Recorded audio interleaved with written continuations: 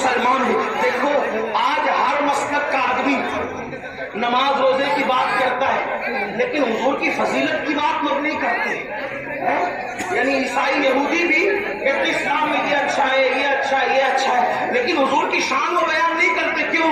ان کو خوف ہے. سب بیان کریں گے الگ بات ہے لیکن جب شان مصطفیٰ جان رحمت بیان کریں گے تو لوگ سیدھا اسلام کے کھاتے میں چلے جائیں گے. لوگ اسلام قبول کرنے میں مجبور ہو جائیں گے. اللہ اکبر. تو ابن عبد الرحمن نے حضور کا جلوہ دیکھا, حضور کا حسن دیکھا, حضور کا جمال دیکھا اور کلمہ پڑھ کے مسلمان ہو گئے. میرے آقا علیہ السلام کی بارگاہ میں عرض کی یا رسول اللہ میری خواہش ہے میں آپ کی چوکھٹ پہ پڑا رہوں گا, آپ کی خدمت میں رہوں گا. اللہ اکبر. اب آپ کو چھوڑ کر نہیں جاؤں گا. اللہ اللہ. ابن عبد الرحمن نے جب یہ کہہ دیا تو گویا کہ حضور نے اپنی نوکری پہ ان کو رکھ لیا, اپنی خدمت پہ رکھ لیا. ابن عبد الرحمن حضور کے پاس رہنے لگے. دیکھو عاشق لوگ کیسے ہوتے, بس ایک جھلک دکھانا ہے, بات مکمل ہونی ہے. میری قوم کے جوانوں, ہم نے عشق کی باتیں کی, عشق کرنے کی کوشش نہیں کی. ہم نے عشق کے نعرے لگائے, عشق دل میں بسانے کی کوشش نہیں کی, ہم نے قربانیاں دینے کی کوشش نہیں کی. اللہ اکبر.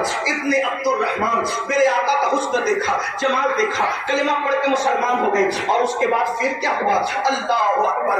ابن عبد الرحمن حضور کی چوکھٹ پہ پڑے رہنے لگے. کیا نصیبیں ہیں ان کے بھی جو نبی کی چوکھٹ پہ پڑے رہتے ہیں. اللہ اکبر. جسے چاہا گھر پہ بلا لیا, جسے چاہا اپنا بنا لیا. یہ بڑے نصیب کے ہیں فیصلے, یہ بڑے کرم کے ہیں فیصلے, یہ بڑے نصیب کی بات ہے. لیکن اب ایک دن ایسا ہو گیا, اب دھیان سے سننا میرے جوانوں, ایک دن ایسا ہو گیا کہ میرے آقا نے ابن عبد الرحمن کو کوئی کام دیا.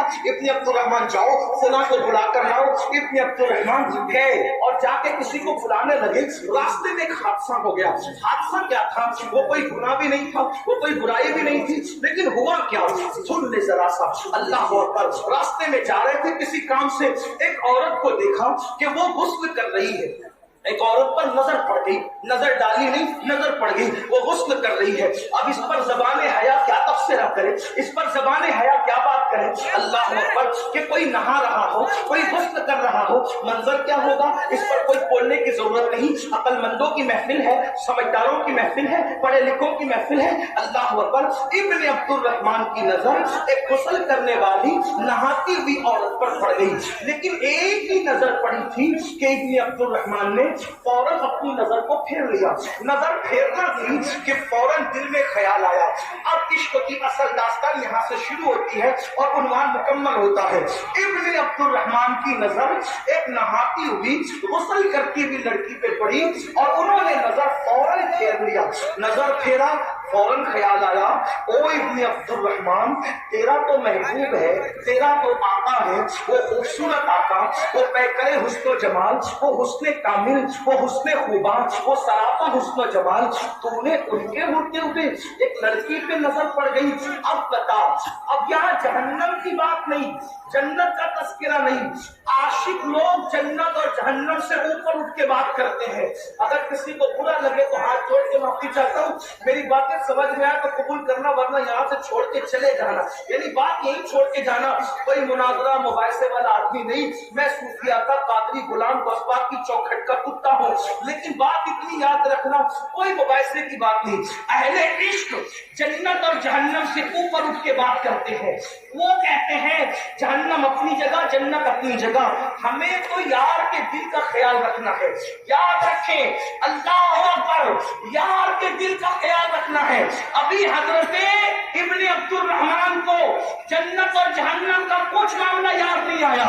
یاد کیا آیا؟ عشق تھا, عشق. ابن عبد الرحمن تو نے ایک لڑکی پر نظر پڑ گئی, اگر اس گناہ کی خبر, پھر کہتا وہ گناہ نہیں تھا کیونکہ نظر پڑی اور پھیر لیا, نظر ڈالی تو نہیں. یہ تو عین نیکی ہے, یہ تو عین نیکی ہے کہ کسی پر غلط منظر پہ نظر پڑے اور آدمی نظر پھیر لے کہ اللہ دیکھ رہا ہے. یہ تو عین نیکی, بلکہ اس پہ بشارت ہے.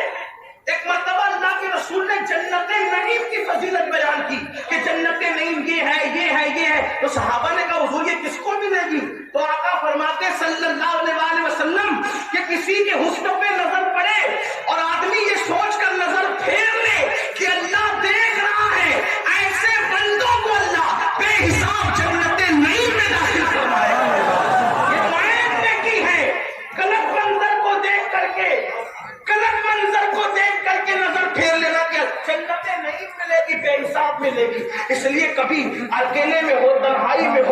ایسا منظر نظر آئے تو یہ سوچ کر نظر پھیرنا جنت نعیم کی بشارت ہے۔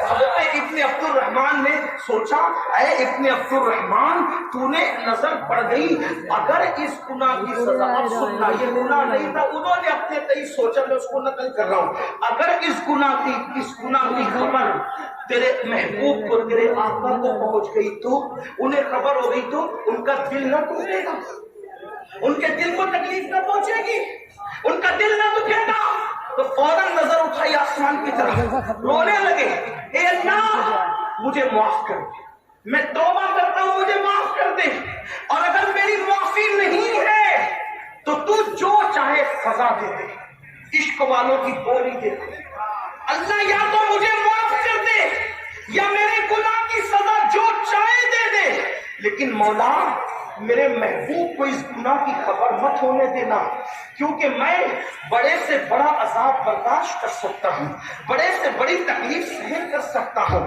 لیکن محبوب کا دل ٹوٹے یہ مجھے گوارا نہیں، محبوب کے دل کو تکلیف پہنچے یہ مجھے گوارا نہیں۔ لیکن مسلمانوں، اے میری قوم کے جوانوں، پھر آگے کیا